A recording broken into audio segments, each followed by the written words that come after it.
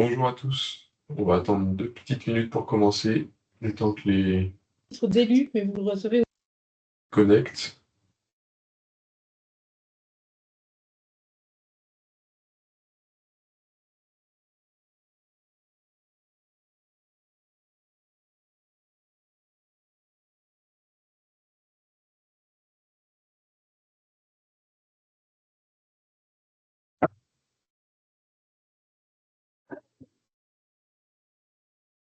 On ne peut pas parler.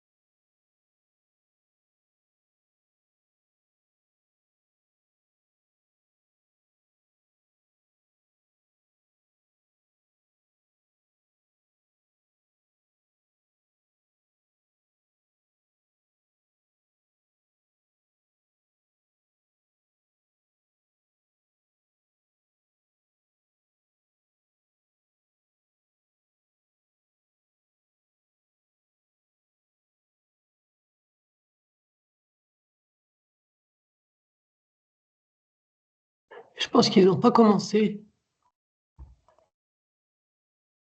Effectivement, on attendait qu'un peu plus de monde se connecte, mais on va démarrer.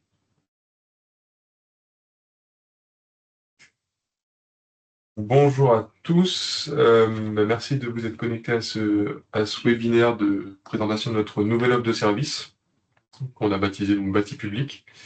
Donc, je suis Augustin Orvin, responsable du service maîtrise de l'énergie au SDES. Donc, je suis accompagné par Théo Lefebvre, je suis économe de flux et économe de flux sur la partie de Grand Chambéry et sur une partie de Grand Lac aussi.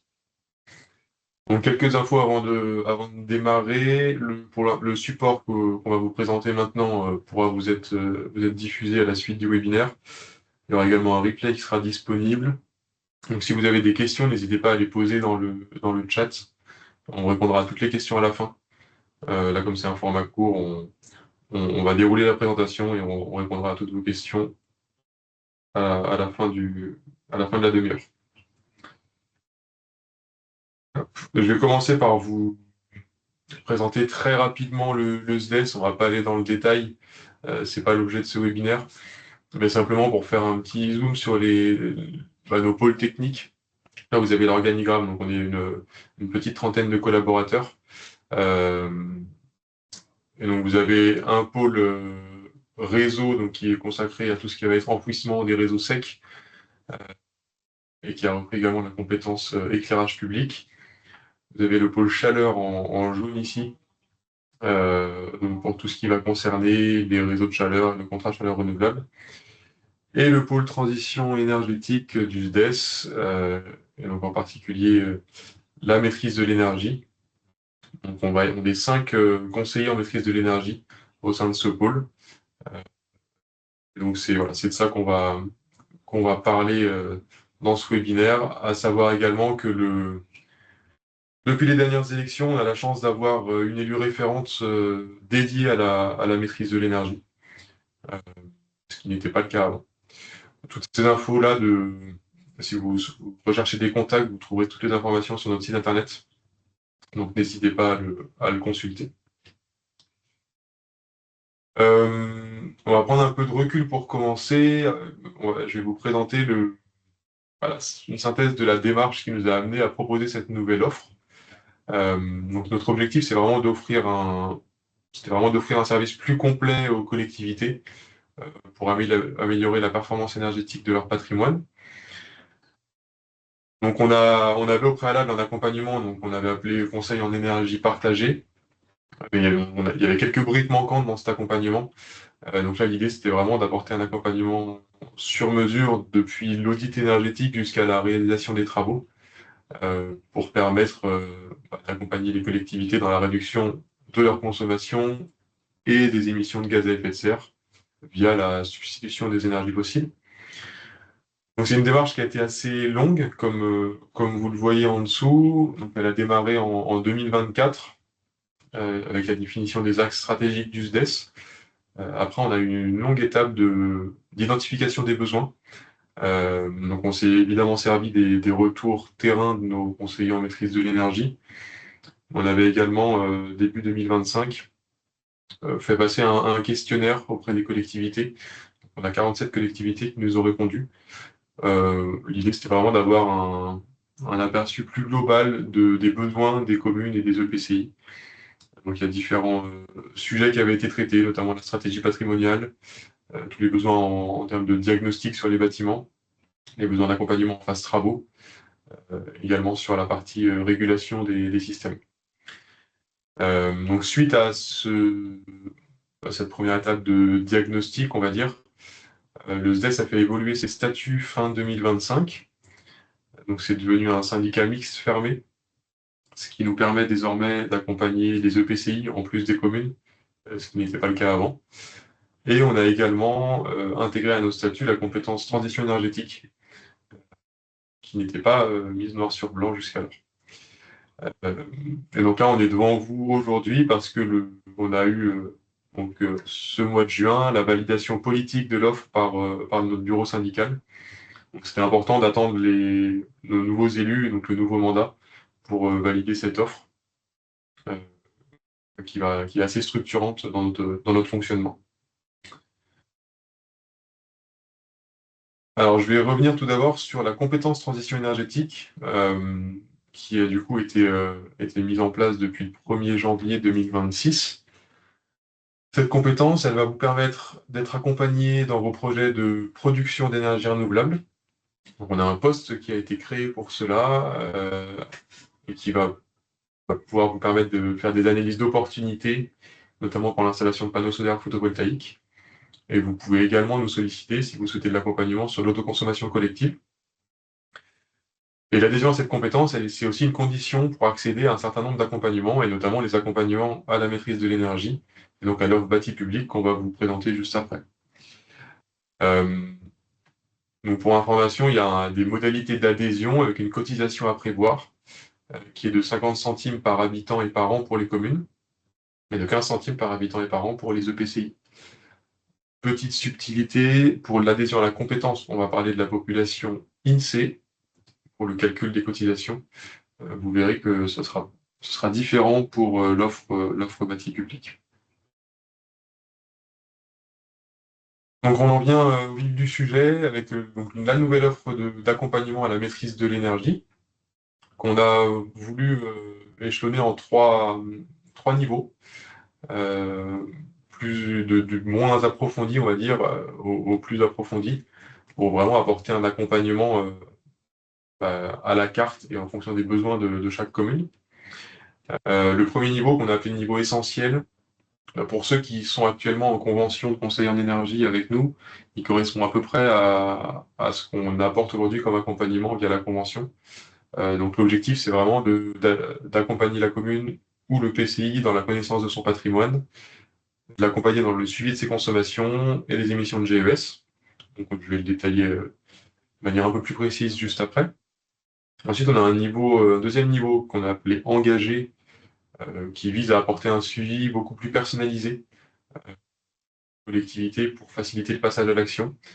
Là, l'idée, c'est vraiment de vous mettre à disposition un catalogue de prestations dans lequel vous allez pouvoir piocher à la carte en fonction de vos besoins. Donc ça, donc Théo vous le présentera juste après. Et enfin, le troisième niveau, là, on va l'aborder assez rapidement pour le moment, parce qu'il n'est pas encore déployé. C'est le niveau programmation.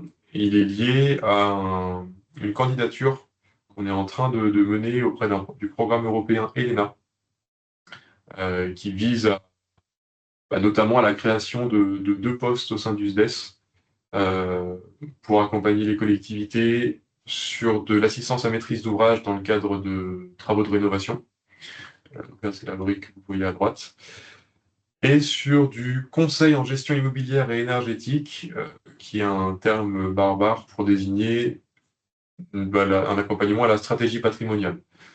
Concrètement, cet accompagnement, c'est une sorte de schéma directeur immobilier très simplifié qui cible les communes de taille modeste, on va dire. Parce que toutes les communes ne peuvent pas se lancer dans un SDIE en bonne et due forme. Voilà, à noter que le niveau essentiel, donc c'est vraiment le socle, la base, puisqu'on ne peut rien faire sans suivre ses consommations, il est obligatoire pour accéder aux 2 autres niveaux. En revanche, pour accéder au niveau programmation, vous n'êtes pas obligé d'avoir le niveau engagé au préalable. Alors, je vais donc d'abord zoomer sur la partie, sur le niveau essentiel. Donc encore une fois, il correspond grosso modo à la convention d'accompagnement qu'on a déjà avec certains d'entre vous, ou de conseils en énergie partagée. Cet accompagnement, donc, il va viser à vous aider à mieux suivre vos consommations, via notamment la mise à disposition d'un outil de suivi énergétique. On va également réaliser pour vous un bilan énergétique annuel. Donc vous avez en dessous un exemple de graphique qu'on présente dans ces bilans. L'idée, c'est vraiment de vous donner une vision globale de vos consommations. Donc on part des consommations à l'échelle du patrimoine dans son ensemble. Ensuite, on va zoomer sur la partie bâtiment, puis sur les bâtiments un par un. Et on fait la même chose sur l'éclairage public. L'idée, c'est voilà, d'identifier déjà un certain niveau de priorisation pour les actions à mener ensuite. Dans le niveau essentiel, on va également vous accompagner sur la mise en conformité par rapport au décret tertiaire, ou le décret éco-énergie tertiaire, pour prendre le terme exact. Donc là, ça va dépendre du niveau où vous en êtes actuellement. Pour les communes qui seraient assujetties et qui n'auraient aujourd'hui encore rien fait en termes de déclaration, on peut vous accompagner sur l'ensemble de la démarche. Donc ça va de la définition déjà du périmètre assujetti, la définition des entités fonctionnelles assujetties, de l'année de référence, et ensuite la déclaration sur la plateforme Opérats, qui doit être faite. Déjà, il y a une première déclaration à faire avec tout ce que je viens de citer, et ensuite elle doit être faite annuellement. Et donc, dans le cadre de cet accompagnement, de ce niveau essentiel, on fait à votre place, les déclarations annuelles. Au sein de ce niveau essentiel, on prévoit également un accompagnement à la réalisation d'audits. Donc les audits, c'est pas nous qui les réalisons, ça sera des bureaux d'études. En revanche, on apporte une forme d'assistance à maîtrise d'ouvrage donc en termes de relecture technique des audits, en partie pour réunions de lancement et de restitution, pour prendre le relais en fait du BE pour la mise en application derrière. Qui est des modalités de cet accompagnement.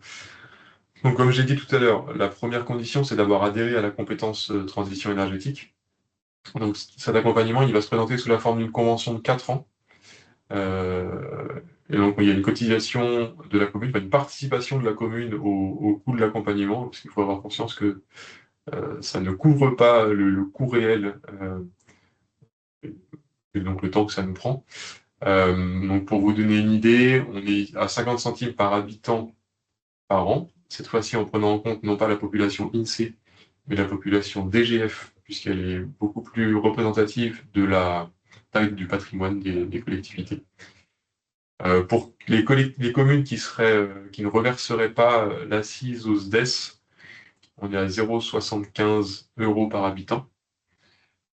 Et pour les EPCI, on a un système de calcul un peu différents, puisque le nombre d'habitants n'est pas forcément un paramètre pertinent. Donc là, on va avoir un prix plutôt par bâtiment. Euh, donc 1000 euros pour le premier bâtiment et ensuite 150 euros par bâtiment supplémentaire.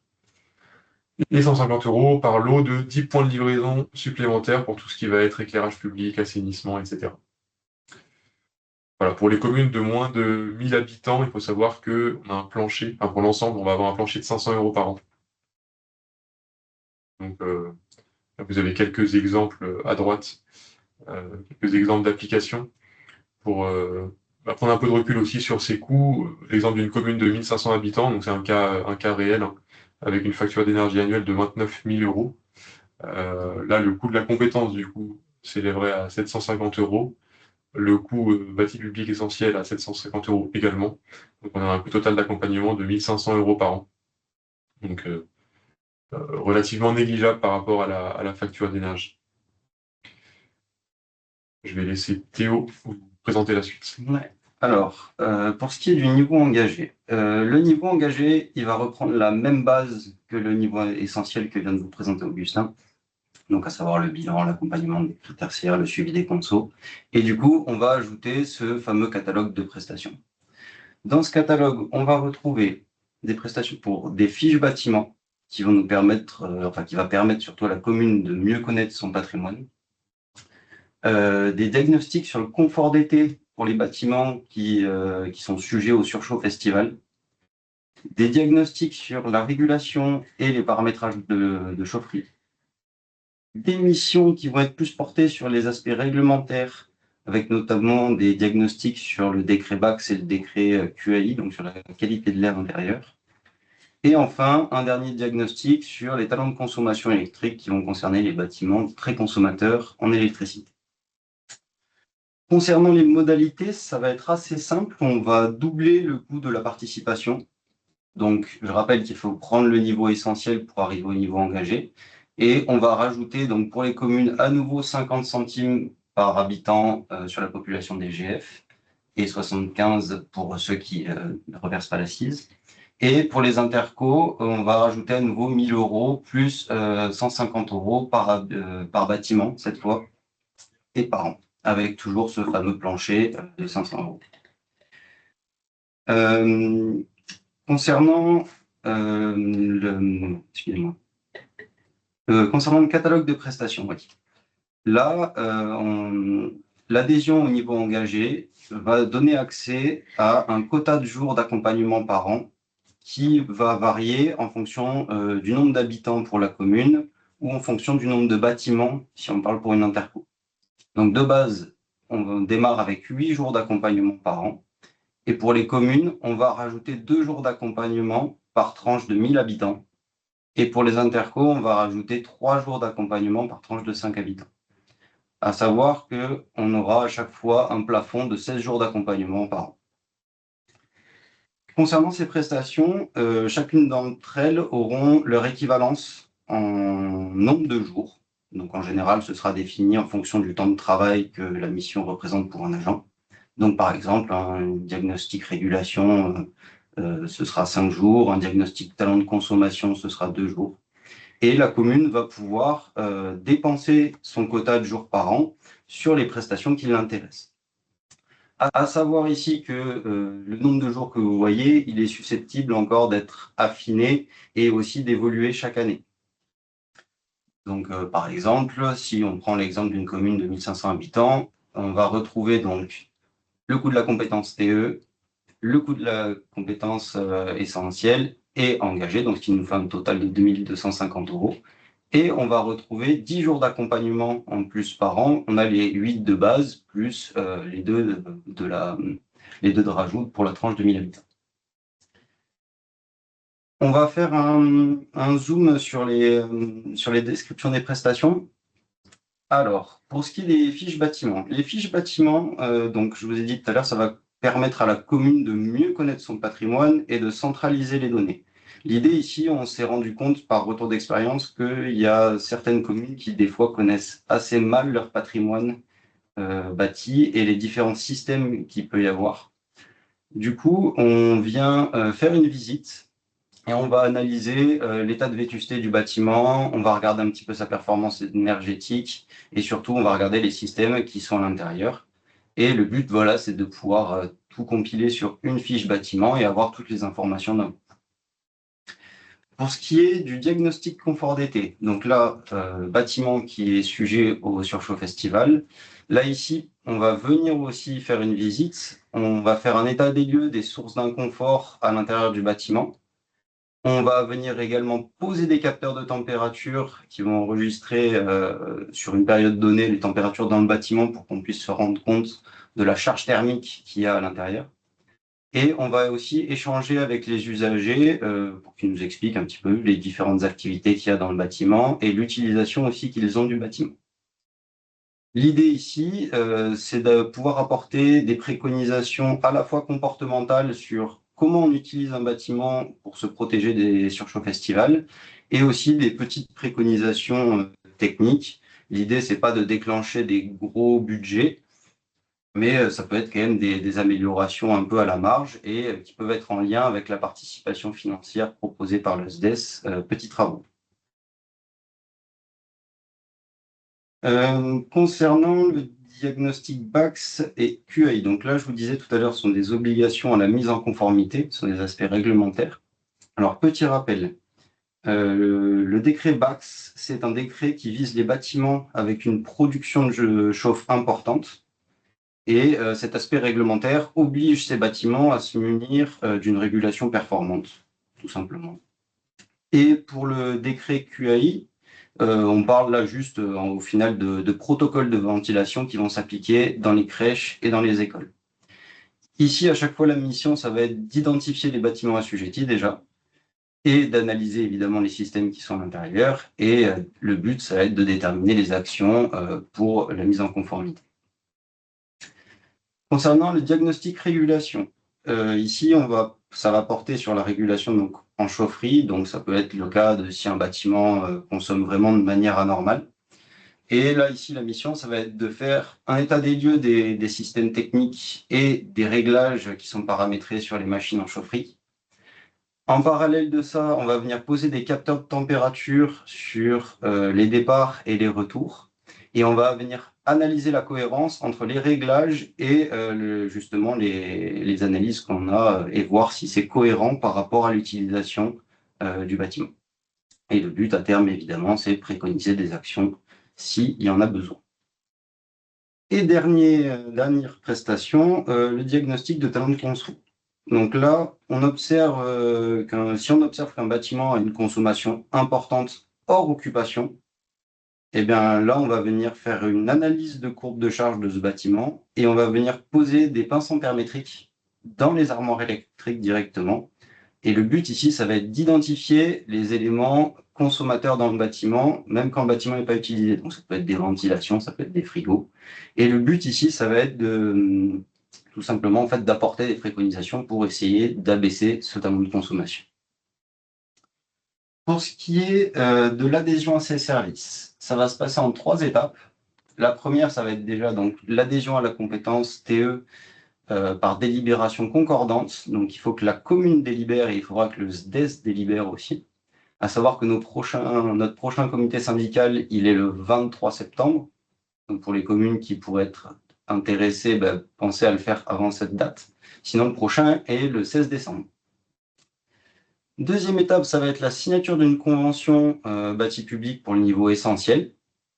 Et enfin, si vous voulez accéder au niveau engagé, il faudra signer aussi un avenant. Et voilà, tout simplement. Et si vous avez besoin de plus d'informations, vous pouvez contacter notre service administratif dont les coordonnées sont juste en dessous. Nous vous remercions. Et si vous avez des questions, c'est le moment d'y répondre. On a déjà une première question dans le chat sur le diagnostic confort d'été. Donc, concernant la durée prévue pour le monitoring, alors pour le moment, sur tous ces nouveaux diagnostics, on est en phase de test sur un certain nombre. Il y a notamment plusieurs tests qui sont en cours pour le diagnostic confort d'été. On n'a pas défini de durée en tant que telle, l'idée étant de le faire suffisamment longtemps pour qu'il y ait une vague de chaleur dans dans la période de mesure. Il faut que ce soit cohérent, il faut que ça puisse effectivement qu'il y ait des températures quand même chaudes. Donc ça peut aussi bien durer 1 mois que 2 semaines en fait. C'est vraiment inhérent à la météo. Et pour ce qui est de la deuxième question, donc de la possibilité d'avoir un monitoring de la température en continu pendant la durée de la convention, ça on l'avait prévu dans l'ancien accompagnement de conseillers en énergie partagée. En fait, on s'est rendu compte que ça s'est révélé souvent être un échec parce que c'était à la fois pas suffisamment, enfin, les communes qu'on accompagnait ne s'en emparaient pas. Et au SDES, on avait aussi probablement tendance à ne pas suffisamment traiter cette information. Donc je pense que ça sera à voir au cas par cas en fonction des besoins. En tout cas, c'est pas prévu de manière systématique. Si vous avez d'autres questions, vous pouvez soit les poser dans le chat, soit ouvrir vos micros, hein, n'hésitez pas. Il nous reste quelques minutes, donc on peut tout à fait y répondre.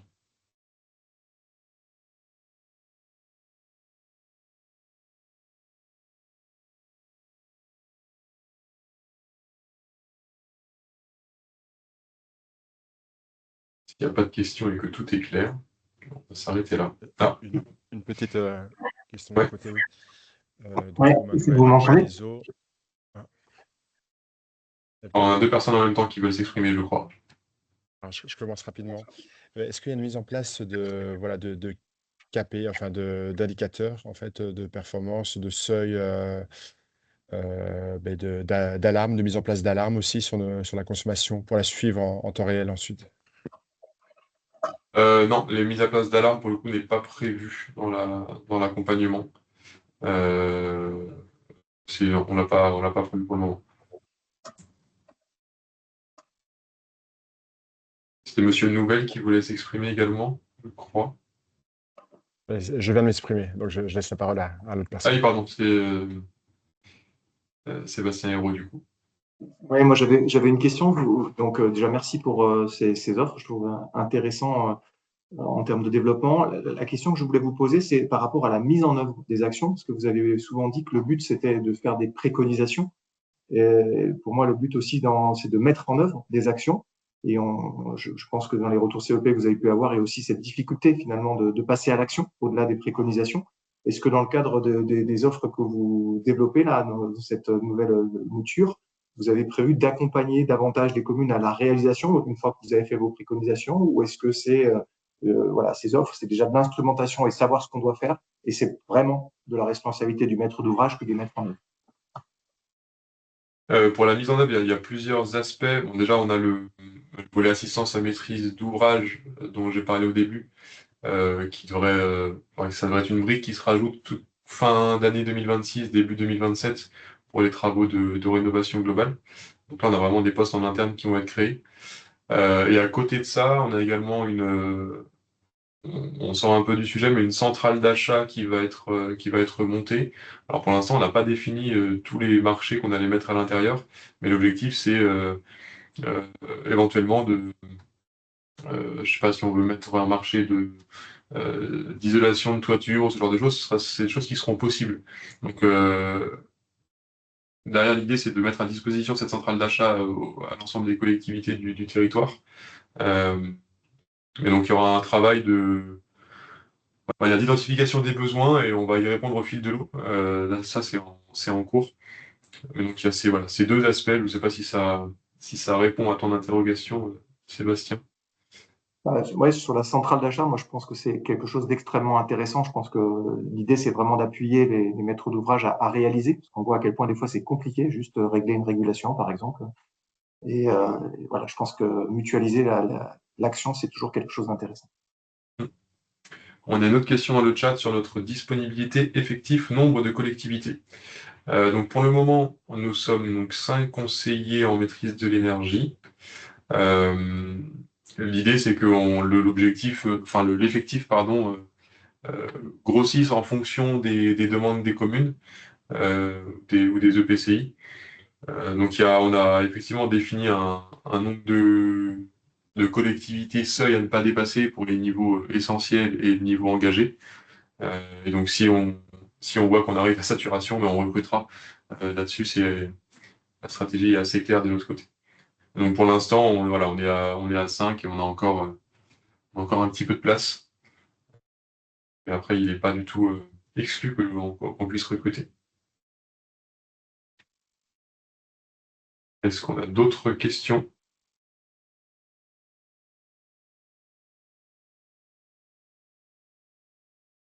Je vais vous transmettre un petit questionnaire de satisfaction. Je vais le mettre dans le chat. C'est simplement un petit formulaire à remplir pour nous faire un retour. Si vous pouvez le faire tout de suite, ce sera parfait. Comme ça, il y a plus de chances qu'on ait des retours.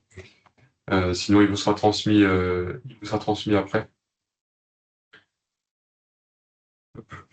Donc, dernière chance pour poser vos questions si vous en avez. Et sinon, on va clôturer. Ah, je vois quelqu'un en train d'écrire. N'hésitez pas à ouvrir votre micro, hein.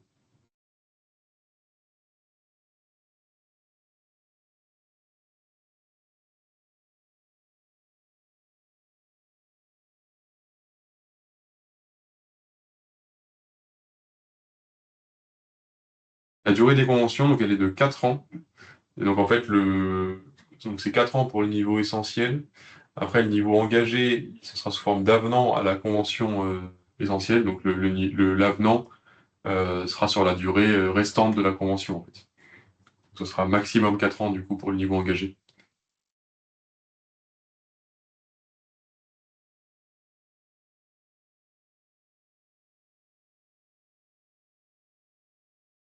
Je pense qu'on va rester là-dessus dans ce cas. N'hésitez pas donc à remplir le petit formulaire. Si vous avez d'autres questions, des projets sur vos collectivités respectives, n'hésitez pas à nous contacter. Et donc on reviendra vers vous avec le support et le replay. Merci à toutes et tous pour votre participation et bon appétit et bonne journée.